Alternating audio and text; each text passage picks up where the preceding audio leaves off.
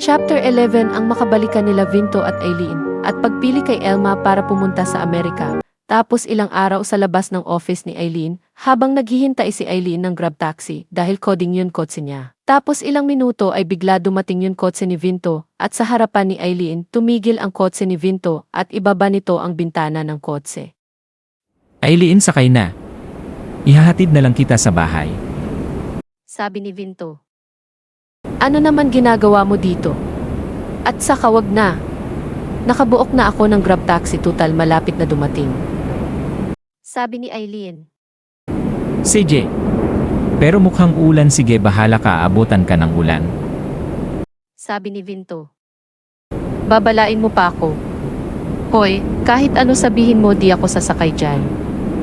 Sabi ni Eileen. Bigla umulan malakas at dahil nasa labas si Eileen ay nabasa si Eileen ng ulan. Ano? Tama ako, ulan. Sumakay ka na dito. Sabi ni Vinto. Sige na nga. Sabi ni Eileen. Sumakay si Eileen sa kotse ni Vinto pero may binabalak si Vinto, hindi niya diretso sa bahay, diretso ni Vinto sa motel. Sa motel, pagpasok ng kotse sa parking area ng motel ay nagulat si Eileen. Ano ginagawa natin dito sa motel? May masama kang balak sa akin. Vinto. Sabi ni Eileen. Hindi. Kaya tayo pumunta dito para maligo ka dahil basa na basa ka sa ulan, baka nakakasakit ka at saka gusto ko makikipag-usap sa'yo. Sabi ni Vinto. O sige, maligo muna ako bago pa tayo mag-usap. Sabi ni Eileen. Tapos 30 minuto ay tapos na maligo si Eileen. Paglabas ni Eileen ay agad lumapit siya kay Vinto habang si Vinto ay nakaupo sa kama ng motel. Ano ba sasabihin mo? Sabi ni Eileen. Gusto ko malaman mo nagsisisi na ako sa paiiwan ko sa'yo at sa mga anak natin, baka sakali na magpatawad mo. I hope forgive me and promise you hindi ko na kayo iwan. Sabi ni Vinto. I have to go. Sabi ni Eileen. Agad hinawakan ni Vinto yun braso ni Eileen. Eileen, wait. Sabi ni Vinto. Natatakot ako. Natatakot ako kapag bigyan kita ng isang papagkakataon. What if ulitin mo yun nagawa mo sa akin? What if iwanan mo ako ulit? Alam mo, nagpapakamatay ako noon dahil sa pagmamahal ko sa'yo. Umiiyak, sabi ni Eileen. Niyakap ni Vinto si Eileen habang si Eileen umiiyak. I'm sorry Eileen, promise you hindi ko na ulitin, nagawa ko sa'yo, okay, mahal kita. Sabi ni Vinto. Mahal din kita, Vinto. Umiiyak, sabi ni Eileen. Hinalikan ni Vinto si Eileen, hinubad ni Vinto yun bathrobe suot ni Eileen, at hinubad rin ni Eileen ang polo ni Vinto hanggang sa may nangyari sa kanila, tapos 1 oras nakahiga sila sa kama, nayakapan sila, tapos bigla umiiyak si Eileen. Bakit? Sabi ni Vinto. Parang di ako makapaniwala na bumalik ka na sa akin, totoo ba ito? Umiiyak, sabi ni Eileen. Oo, totoo at hindi na kita ulit iwan. Sabi ni Vinto.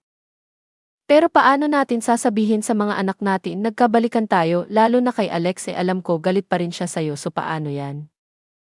Sabi ni Eileen. Ako na bahala and I do everything para magpatawad niya ako. Sabi ni Vinto. Hinalikan ni Eileen si Vinto. I miss you. Sabi ni Eileen. I miss you too and I love you. Round 2 pa tayo. Sabi ni Vinto. CJ. Sabi ni Eileen. May nangyari ulit sa kanila. Tapos ilang araw sa restaurant malalaman na nila Elma kung sino na mapipili para magtrabaho sa Amerika. Sa restaurant pinatawag ni Leia ang staff ng restaurant at pumunta sa party area para mag-meeting. Pinatawag ko kayo lahat dahil napili na kami para magtrabaho sa Amerika. 3 lang napili namin, sila head waitress natin si Marie Mendoza, Chef Luis Bautista at si Chef Elmalyn Valdez. Sabi ni Leia. Nagulat si Elma sa sinabi ni Leia, hindi niya akalain na isa siya sa napili. Congratulations guys. Sabi ni Chef Franco. Thank you. Sabi ni Chef Luis. Tapos 30 minuto lumabas na iba mga staff sa party area pero napaiwan si Elma para kausapin si Leah tungkol sa offer nito. Ma'am, can we talk? Sabi ni Elma. Yes. About what? Sabi ni Leah. About sa offer nyo. Parang di ko po kaya kasi ngayon lang papalayo sa pamilya ko. Pwede na lang po si Chef Franco. Sabi ni Elma. Bakit? Elma, kaya kayo ni Chef Luis napili namin dahil kayo magaling chefs. And gusto ko matikman ng mga OFW at lalo Americans ang luto nyo. Ayaw mo ba yun? Sabi ni Leah. Gusto po. Sabi ni Elma. Yun naman pala gusto mo, so pinaisipan mo ito offer at saka isipin mo para ito sa pamilya mo, okay? Sabi ni Leah. Okay po. Sabi ni Elma. Tapos ilang oras ay pumunta si Elma sa bahay nila Alex dahil may bonding sila ni Eileen. Ang bonding nila magluto habang naghihiwa si Elma ng mga gulay ay iniisip niya yun offer tapos napansin ni Eileen ay iniisip si Elma.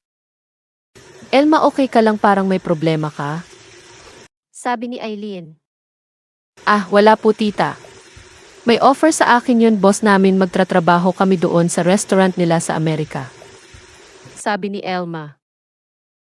Nasabi mo na kay Alex tungkol dyan? Sabi ni Eileen. Hindi pa po tita, baka kasi di siya pumayag na umalis ako dito at saka po nasanay kami palagi kami magkasama. Sabi ni Elma. Pumayag o hindi ay dapat unawain mo na lang si Alex. Alam ko mahal na mahal ka ng anak ko. Sabi ni Eileen. Mahal ko rin si Alex, tita. Kaya nahihirapan ako na sabihin sa kanya tungkol doon. Sabi ni Elma. Ganun ba? Sige, natapusin natin ang pagluluto, baka gutom na sila. Sabi ni Eileen. Sige po tita. Sabi ni Elma. Kailan kaya sasabihin nila Elma at Eileen ang mga lihim nila kay Alex? Abangan ang susunod kabanata. Huwag niyo malimutan mag-like at mag-subscribe na sa channel ito, and thanks for watching.